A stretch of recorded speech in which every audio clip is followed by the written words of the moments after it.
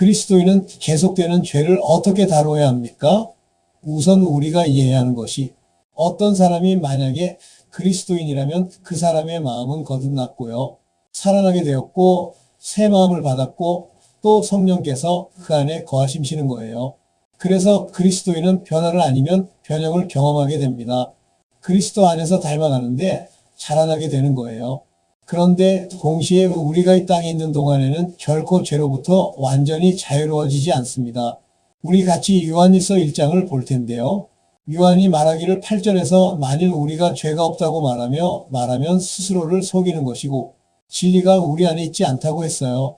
그리스도인에게서 아주 분명하게 나타나는 증거 중에 하나는 그들이 죄가 없는 것이 아니고요. 대신에 자기 삶 속에 있는 죄를 인정한다는 거예요. 그리고 그 죄를 보게 되면 그것을 고백해요. 이게 얼마나 놀라운 일인지 우리가 자꾸 까먹는데 우리는 하나님께 끊임없이 죄를 짓는 세상에서 살고 있거든요. 그런데도 많은 사람들이 자기 죄를 인정하지 않고 책임지지 않고 고백하지 않고 그것 때문에 슬퍼하지 않아요. 그래서 그리스도를 믿는다고 고백한 사람이 이런 것들을 하는 것을 보게 되면 그건 그가 참으로 예수를 아는 사람이라는 것을 나타내는 건데 그리스도인은 죄를 덜 지을 수는 있지만 죄가 전혀 없어지지는 않습니다. 하지만 죄를 지을 때에 그 마음에 애통함이 있고 그것이 회개와 죄백으로 이어집니다. 요한이 말하기를 만일 우리가 죄가 없다고 말하면 스스로를 속이고 우리 안에 진리가 있지 않다. 제가 교회에서 설교를 할 때마다 이런 일이 자주 일어나는데요. 제가 교회에서 설교를 해요. 죄에 대해서 왜 우리가 거룩해야 하는지에 대해서 설교를 하면 그럴 때 하나님의 성령께서 역사하셔서 사람들이 막 죄로 인해 마음을 아파해요.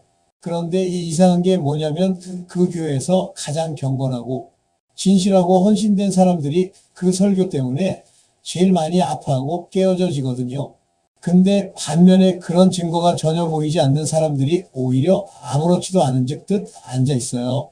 우리가 보는 거는 하나님의 백성 안에서 역사하시는 성령의 역사와 그 반대로 예수를 믿는다고 고백은 하지만 그를 정말 알지 못하는 사람들의 차이를 보는 것입니다.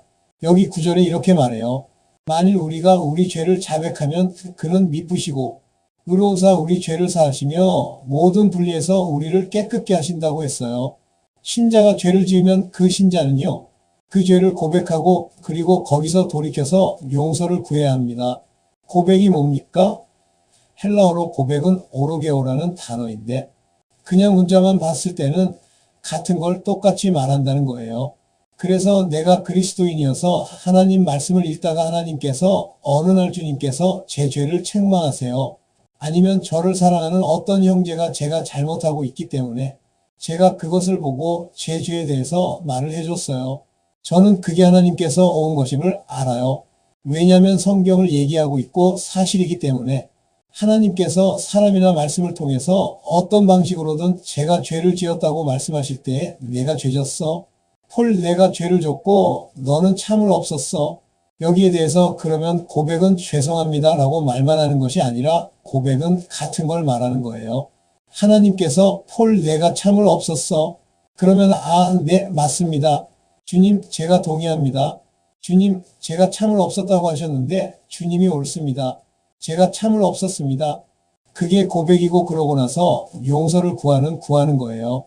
제 조급함을 용서해 달라고.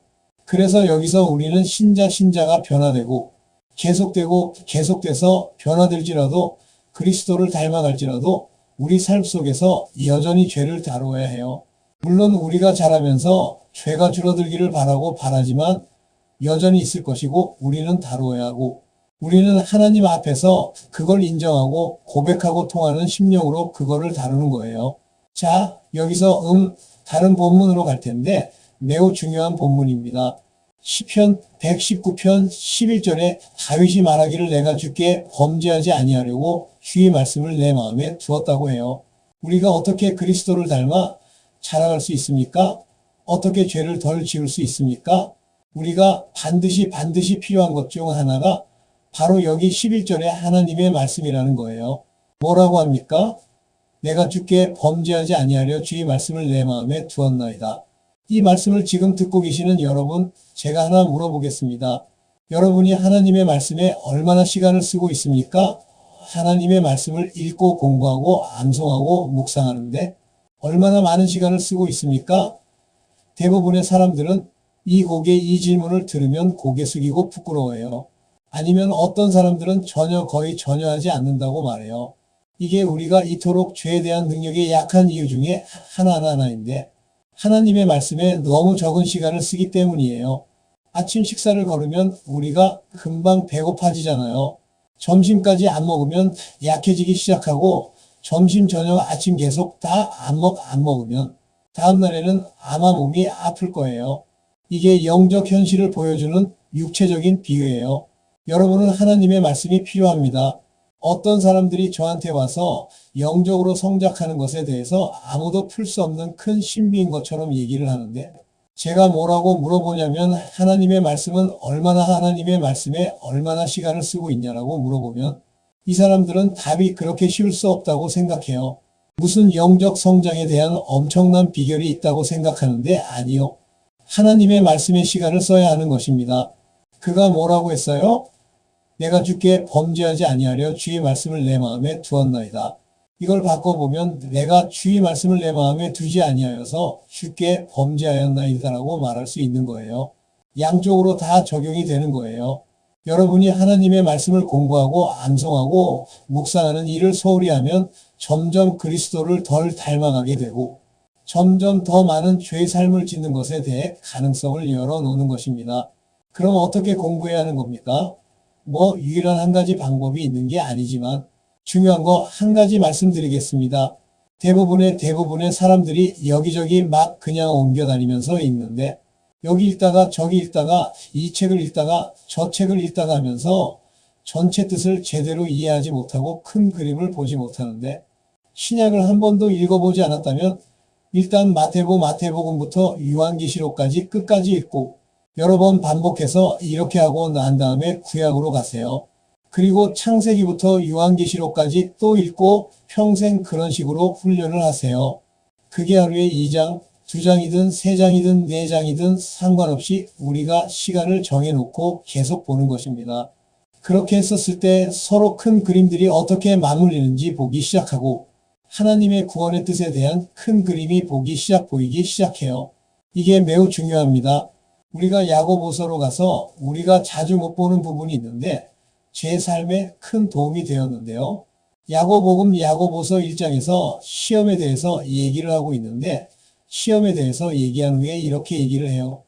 13절에서 사람이 시험을 받을 때 내가 하나님께 시험을 받는다 하지 말라. 하나님은 악에게 시험을 받지도 아니하시고 아무도 시험하지 아니하신다고 했어요. 제가 유혹을 받을 때 뭘 알아야 하냐면 이건 하나님께서 온 것이 아니고 하나님 뜻도 아니고 하나님의 성품에 합한 것도 아니라는 것을 알아야 해요. 죄는 있는 그대로 봐야 해요. 그것은 하나님이 어떤 분인지 하나님이 무엇을 원하시는지 그 모든 것에 대항하는 게 죄예요. 죄는 그냥 작은 실수가 아닙니다. 이거는 하나님을 대적하는 것이고 원수되는 거예요. 하나님의 목적을 반대로 싸우는 거예요.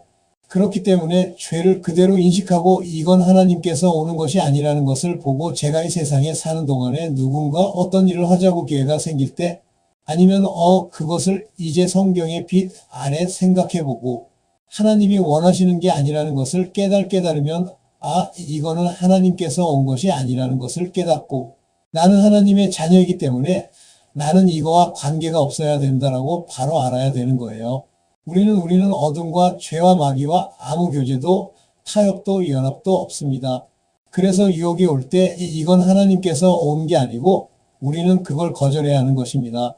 그래서 14절에 오직 각 사람이 시험을 받는 것은 자기 욕심에 끌려 미혹됨이니 이제 유혹이 우리에게 와서 우리의 마음 안에 들어왔을 때 저걸 봐라. 아니면 이거를 해라. 이것 자체는 죄가 아니에요. 그건 유혹이에요. 그건 죄가 아니에요. 그런데 그게 죄가 되는 것은 우리가 거기에 굴복하고 우리 자신을 내어주고 그것에 몰두하고 실제로 그것을 행하도록 자신을 넘겨줄 때 그게 죄가 되는 것입니다. 처음에 마음에 들어왔을 때 이걸 봐라. 그거는 아직 죄가 아니에요. 유혹이에요. 하지만 이해하는 것은 유혹을 갖고 장난치면 안 돼요. 죄와 장난칠 수 없어요. 그건 여러분을 붙잡고 아주 빨리 붙잡을 것입니다. 우리 인도나 파키스탄 같은 데서 들판에 일하면 코브라 같은 게 많거든요. 그래서 제 손에 칼이 있어요. 그 코브라가 일어나서 나를 치려고 할 때 내가 코브라랑 얘기하면 안 돼요. 걔랑 타협할 수 없어요. 1, 2초 안에 저를 공격할 거거든요. 저는 바로 그 머리를 치던지 아니면 도망가든지 해야 돼요. 거기서 벗어나야 돼요. 그 코브라랑 장난칠 수 없어요. 예수 믿는 사람들 중에서 우리가 얼마나 많이 봤습니까? 그렇게 독사와 장난치다가 즐거워하다가 갑자기 너무 가까이 가서 너무 방심하다가 어떻게 됩니까? 뱀이 공격하죠. 유혹이 보일 때에 그게 우리 앞에 나타났을 때 장난치지 마세요. 묵상하지 마세요. 생각하지 마세요. 할까 말까? 그걸 죽이세요. 거기서 떠나고 도망치세요. 어떤 죄들에 대해서는 도망치라고 분명히 말씀하셨어요. 기억해보면 그 가인이 매우 분노했을 때, 화가 났었을 때 하나님께서 가인한테 죄가 문에 엎드려 있고, 너를 원한다고 했을 때 우리가 깨달아야 되는 것은 죄는 들짐승 같아요. 우리한테 다가올 때 우리를 노리는 거예요. 우리를 삼키길 원하고 우리를 파괴하기 원해요. 성경은 마귀가 우는 사자처럼 삼삼킬 자를 찾는다고 했잖아요.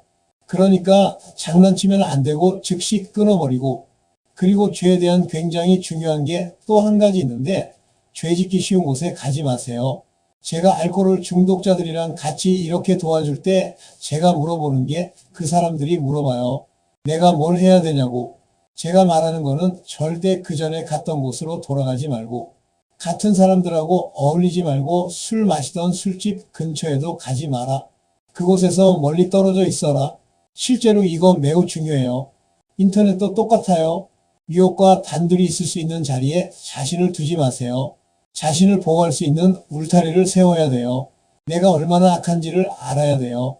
마귀가 얼마나 강한지, 그리고 죄와 그 욕심이 얼마나 강한지를 깨달아야 돼요. 여기 15절에 이렇게 말해요. 욕심이 잉태한 즉 죄를 낳고, 죄가 성장하여 사망을 낳고, 장성하여 사망을 낳는다고 했는데, 죄에 대해 또 깨달아야 되는 것은 치명적이라는 건데요. 나는 그리스도인이라고 얘기를 해요. 사람들이 그래도 치명적이에요. 죄로 인해 무너진 그리스도인 가정을 제가 얼마나 많이 봤는지 모릅니다. 죄 때문에 더 이상 존재하지 않는 사역들이 얼마나 많습니까? 하나님께 크게 쓰임받던 사람들이 죄에 넘어져서 그 이전의 모든 좋은 것들을 무너뜨리는 경우가 얼마나 많습니까? 죄는 치명적입니다. 괴물과 같습니다. 그것을 두려워해야 하고 도망쳐야 합니다. 16절, 매우 중요한 부분인데요. 유혹에 대해서 내 사랑하는 형제들아 속지 말라. 가장 좋은 은사와 온전한 선물이 다 위로부터 빛들의 아버지께로서 내려오나니 그는 변함도 없으시고 해전하는 그림자도 없으시니라. 자, 이제 또 무엇을 깨달아야 합니까? 유혹이 올 때 하나님의 선하심에 대해서 속지 마세요. 미혹당하지 마세요. 이게 동산에서 마귀가 처음 한 일 중 하나가 바로 이건데, 마귀가 이브를 하와를 유혹할 때 하나님은 선하지 않다고 하나님의 동산의 모든 나무에서 먹지 못하게 하셨다고 거짓말했잖아요. 그게 사실이 아니었거든요. 그래서 마귀는 기본적으로 항상 이렇게 생각하게 만듭니다. 하나님은 여기서 너를 돕지 않을 거야. 하나님은 이 피를 채워주지 않을 거야. 그러니까 이 유혹을 내가 넘어가야 되는 거고, 하나님이 아무것도 주지 않으니까 내가 뭔가를 너한테 주는 거다라고 하는 건 하는 거거든요. 그렇게 유혹에 올 때 나는 그거에 속지 않다고 깨달아야 돼요. 왜냐하면 하나님은 선하시고 나를 위해 더 좋은 것을 가지고 계시기 때문인데, 그래서 저는 특히 결혼하지 않은 젊은 남자들한테 이 말을, 청년들에게 이 말을 하는데, 너희한테 이런 유혹들이 있고, 그리고 음행과 간음과 다른 죄를 지을 기회들이 있을 텐데, 그게 매우 강하고 아니면은 인터넷에서 음란한 것을 보고 싶은 유혹이 아주 강하고 아주 악하고 영혼에 아주 해로운 건데, 그런데 그런 유혹들이 나타날 때 무엇을 해야? 내가 봐야 하는 것은 하나님이 선하시다는 걸 봐야 된다. 하나님이 계획을 가지고 계시고, 그리고 너의 그 육체적인 욕구까지도 채워주실 완벽한 계획이 있다는 것을 인정해야 된다. 하나님은 의로운 계획을 가지고 계시고, 마귀는 가짜 계획을 제시하는 거다. 그 가짜 계획을 볼 때 그걸 거절해야 된다. 그건 너에게 좋은 것이 아니고 너는 기다려야 한다. 왜냐하면 하나님께서 좋은 것을 주신다고 약속하셨으니까. 제가 죄를 대적할 때 가장 큰 힘을 얻는 곳이 바로 이것입니다. 어떤 유혹이 오던 간에 하나님의 선하심이 진짜라는 것, 그것이 인자하심이 나를 기다리고 있다는 것, 정말 좋은 것을 주실 것을 믿는 것입니다. 마귀가 주는 것은 정말 아름다운 사과 같지만 속엔 독으로 가득 차 있는 것이고, 하나님이 주시는 것은 속도 곱도 선한 것입니다. 그렇게 우리가 죄와 다루는 몇 가지 방법을 얘기했습니다. 하지만 여기 잘 생각해 보세요. 지혜로워야 합니다. 하루에 시간 정도 깨어 있다면 여러분은 그 시간 동안 적진 한가운데 16시간 깨어 있는 거예요. 이해되세요? 여러분은 세상의 소리를 듣고 세상의 영향을 받고 있고요. 하나님의 말씀에 충분한 시간을 쓰지 않으면 기도의 시간에 직한을 쓰지 않고 다른 성도들과 함께 건전한 교회 좋은 교제 안에 있지 않으면 이길 수가 없어요. 그리고 어디 가서 무슨 TV 전도자 같은 사람들이 무슨 기도해 주면은 무슨 능력이 생길 것처럼 그런 말도 안 되는 거 바라지 마시고요. 당신이 해야 되는 것은 하나님의 말씀을 공부하고 힘을 달라고 기도해야 하고, 그리고 여러분의 영혼을 돌보는 장로들 그리고 성도들 그리고 교회의 말씀을 강의하고 가르치는 그런 교회 안에서 교제하면서 있어야 합니다. 그것이 여러분에게 필요한 일입니다.